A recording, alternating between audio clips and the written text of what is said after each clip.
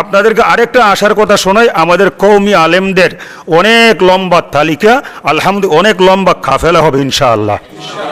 এইটা আমাদের সংগঠন বুঝবে, কিন্তু আলহামদুলিল্লাহ আপনারা এইটা দোয়া করবেন, বিশাল একটা কাফেলা ইনশাআল্লাহ কওমি অঙ্গন থেকে আসবে। কারো বেশি সমালোচনাও না, কারো বেশি প্রশংসাও না, সব কিছুর মধ্যে আমাদের ভারসাম্য ঠিক রাখতে হবে। আর একটা বিষয় হচ্ছে, মোমেন হিসাবে আমরা অবশ্যই যিনি প্রশংসার দাবিদার তার প্রশংসা করব। তো আমি ইঙ্গিতমূলক একটা কথা বলবো, কে এবারত পড়তে পারে আর কে পারে না এই সাবজেক্টে আমরা যাব না, এই বিষয়ে আমরা যাব না, কারণ এই রকম দুর্বলতা সব জায়গার মধ্যেই আছে। এখন আমি যদি নাম উল্লেখ করে একটা শ্রেণীকে বলি এরা এবারত পড়তে পারে না, অবশ্যই তার খাটো হবে।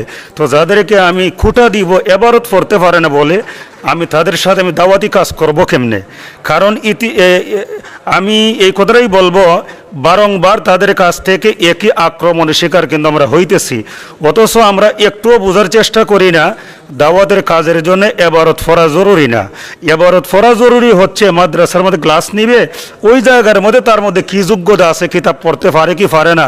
এখন এইগুলা মসজিদের ইমামতি, খতিবগিরি, এই সমস্ত জায়গা আমরা ঢুকাইয়া আলেমদেরকে আসলে খাটো করবার জন্য বা লজ্জিত করবার জন্য একটা অপচেষ্টা মাত্র। তো আলহামদুলিল্লাহ এই মাহে রমজানুল মুবারকে আমরা এই সিদ্ধান্ত নিই, বিশেষ করে আমার কওমি ভাইয়েরা যারা আছেন, আমরা কত বেশি ওনাদের কাছে ঘেঁষতে পারি। ওনাদের পক্ষ থেকে বেশ কিছু জামাতের ব্যাপারে প্রশ্ন আসে। আজকে মুফতি আলী হাসান উসামা ভাইকে আমি একটা আলোচনার মাঝখানেই আমি একটা মেসেজ দিছি, মেসেজ দিয়া আমি খেয়াল করলাম উনি খেয়াল করে নাই, আমি আবার ওনাকে ডাক দিয়ে বলে দিলাম মেসেজ দিয়েছি আপনি দেখেন। তখন কী আলোচনা চলতেছিল? এই শিয়া সম্পর্কে, শিয়া মতবাদ। কারণ মাঝে মধ্যে কিছু ভাইয়েরা আমরা যারা জামাত করি আমাদেরকে শিয়া বলেও গালি দেয়, নাউজুবিল্লাহ মিন যালিক। কি আপনারা শুনছেন না? মানে বিভিন্নভাবে আমাদেরকে ঠেক দিতে দিতে মাঝে মধ্যে আমাদের শিয়াও টেক দিয়ে দেয়। তো আজকে উসামা ভাইকে আমি মেসেজ দিলাম, এখন শিয়া প্রসঙ্গে আলোচনা চলছে, গুরুত্বপূর্ণ আলোচনা, আপনি শোনেন, যদি এর মধ্যে কিছু বলার প্রয়োজন মনে করেন আপনি বলবেন।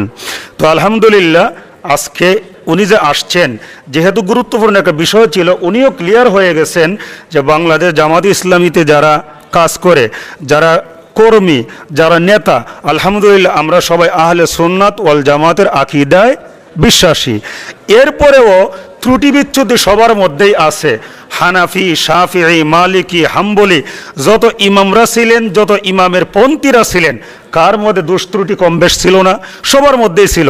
এখন আমরা জামাতি ইসলাম করি বিদায় আমরা একবারে দোষ ত্রুটির ঊর্ধ্বে এইরকম আমরাও মনে করি না। কেউ যদি আমাদের কাছ থেকে এটা আশা করে সেইটাও উচিত হবে না। এই জন্যে যারা সমালোচক আমি তাদেরকে বলবো, সম্মানিত ভাইরা, সমালোচনা আরেকজনের করার আগে নিজের দিকে তাকান, আপনার মধ্যে সমালোচনার কোনো কাজকর্ম আছে কিনা, অবস্থা আছে কিনা। যদি আপনার মধ্যেই সমালোচনার অবস্থা থাকে তাহলে আমার দিকে শুধু তাকায় লাভ কি? আমিও সংশোধন হই, আপনিও সংশোধন, ইনসাফ বজায় রাখি।